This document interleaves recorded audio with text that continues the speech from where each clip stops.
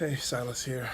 Just getting the news of the attack in Barcelona. A van ran into a tourist area, and at the time of recording this, 13 people are dead. And I think the news is still spreading around the world, of course, as people are hearing the things. And I'm just making this short video in reference to the things that have been happening in the United States of America with Charlottesville and people just freaking out about what President Donald J. Trump said about the attack and about the people involved in it, and just telling him he has to demand, he has to condemn groups, certain groups that are responsible for it, condemn rhetoric and ideas that are responsible for it. And this is coming from many sources in the media, many just people, and it's just, uh, okay, well, this is just, it's extremely frustrating. I'm just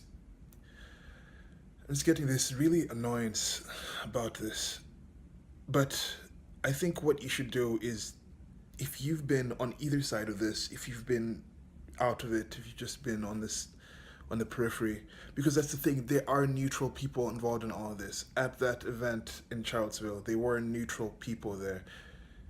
I even saw a New York Times article come out and say that yes, they're taking interviews from people who had just gone down there. I personally know at least one person that went down there that is, in my experience and from my experience, clearly not a racist person that went down there for the purpose of stopping the statue. I personally don't think statues should come down. I've made videos talking about how I think it's actually a positive thing to remember, to have signs that remind you of negative things that happened in the past.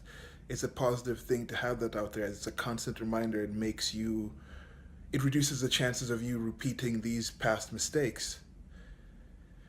So now that you have the situation where they're saying Donald Trump should explicitly damn white nationalists, alt-right, whatever names you have there, and he should not talk about Antifa or anti-First Amendment, those groups on the left or other people who have had their own issues, have had their own violence. You have people talking about, oh, somebody died in this situation, so it's different than the other violence that's been happening on the left from Antifa when people hit people in the head with bike locks. They're not trying to help you with that bike lock to the head. So if that person died, would that be now an issue? People talking about, oh, there's a list of right-wing violence, and I asked for the list doesn't show up. Now you'll be able to see, just watch the coverage of what happened in Barcelona. I know it's a different country. I know there's these caveats you can throw in there, but watch the coverage there. I looked at the statement that Donald Trump released, and when you're in that position, when you're a political leader, you release, there's that first statement that you release because that's your position. You're expected to say this. Then you say something else once more information comes in. But you will, I almost guarantee you, I hope I am proved wrong, because if I'm proved wrong, that shows a sense, that shows consistency, that shows people are learning, that shows things are changing. That if this turns out to be a terrorist attack based on an Islamic terrorist attack, if this is based on religion, if this is based on something that's not just some crazy white person going out, because there are crazy people out there, I'm saying that doesn't not happen. But see how this story develops. See if it is somebody who has an ideology. See if that person, if this attack is connected to that ideology, everybody who claims to be part of that ideology, or everybody who claims to be part of the race of this person who committed this horrible terrorist attack. See if they're covered the same. Check the sources that cover it in the way that it's covered. Check the sources that were damning Donald Trump for what he said at the press conference, I think yesterday on Monday, where he came out and said, yes, there were terrible people on both sides, but there were fine people in both groups who were just there to protest or to be pro taking down the statue. This is just such a frustrating moment. I understand some people just hate Donald Trump. They will hate him no matter what. They'll go to events, and it's not a situation where they're like, I think he can actually get to a point where he can change. They truly think he's evil. They may not have actual solid reasons for it. I think it's more an article of faith. I get that. I get that there's people out there who think that way. And I get that they'll have these negative reactions out there. But for the people who don't, for the people who have sense, for the people who like having reasons and backing up what they believe is true with actual evidence, then this is the best time for you. You have the evidence. This is an excellent time. You can just follow what happened with the coverage last week and what's happening with the coverage now. If it's a situation where it's only deaths that are involved, look at this situation. This is a situation where it's 13 deaths at least compared to one death. I'm not saying, oh, this is a lesser thing, but if we're talking about deaths, then yes, people have been killed. So if you want to say that, oh, if it's just a bike lock or if it's just something else, oh, this Republican senator was shot at a baseball game, but he didn't die. If that's your excuse for saying that what happened in Charlottesville should be focused on more than anything else that's happened before, or that other groups are doing, then compare this Barcelona situation. So yeah, I might release another video about this once more information comes out, but I was just very frustrated with this situation. Unfortunately, went and checked out some videos, and it's just a disgusting situation all in all. Till next video, bye. Just a little addition to the video. There's a podcast I listened to yesterday on the Tom Woods show. He was talking to somebody who was writing a book about George Orwell. And for you who don't know, George Orwell is the person who wrote 1984, which is a dystopian book about a government that has kind of controlled the people by using things like doublespeak and just saying, okay, we're always at war with these people. Then you switch all of a sudden and you say, okay, now we're always at war with these people.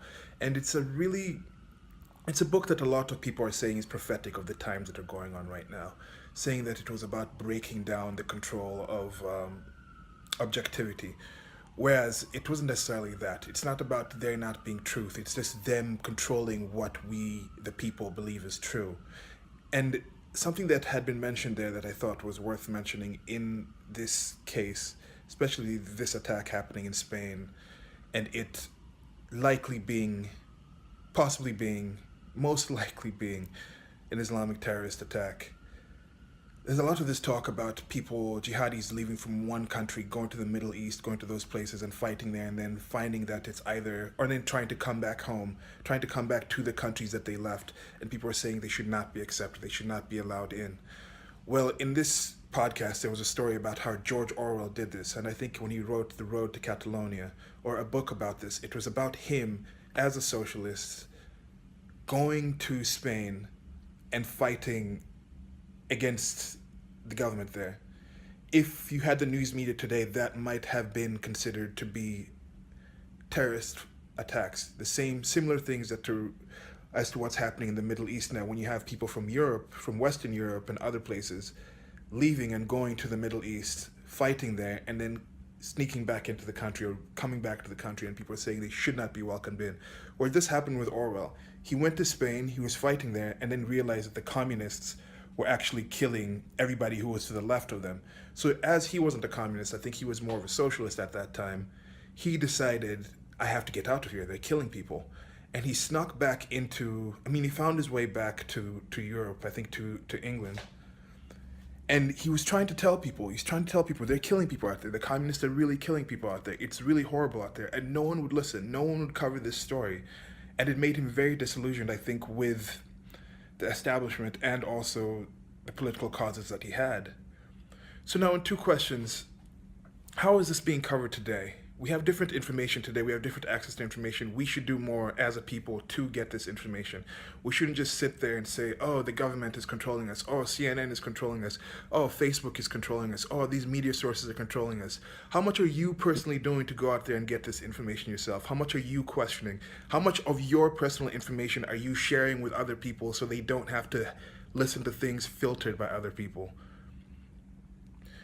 So this is just a general frustration that I'm getting, and just wanted to add that there'll be links in the low bar, of course, to this podcast, which I really think you should listen to and see the parallels of what was happening back then and what was happening today. And if you had a situation where they said, okay, should be everybody who's coming from fighting in other countries or being in other countries or getting to that place, just saying we know exactly why that person went, this should not be allowed. If that was applied to George Orwell, would we have the book 1984? Would we have his contributions to society if they said, okay, you fought there in Spain, so you're a terrorist, you should stay out there? Now, somebody can hear that and say, yes, Silas is sympathizing with terrorists. If you want to get that from that, go ahead, do it. I don't care. I said what I said. But other situations is showing how even back then this whole idea that, oh, the media has changed so much, or they're changing so much what they're telling us, or they don't believe these threats, that's something that's always happened. When was this point where the media was so trustworthy, when the establishment was so trustworthy, when they were ahead of the curve and actually really changing things? When is this utopian time that you're speaking of in the past?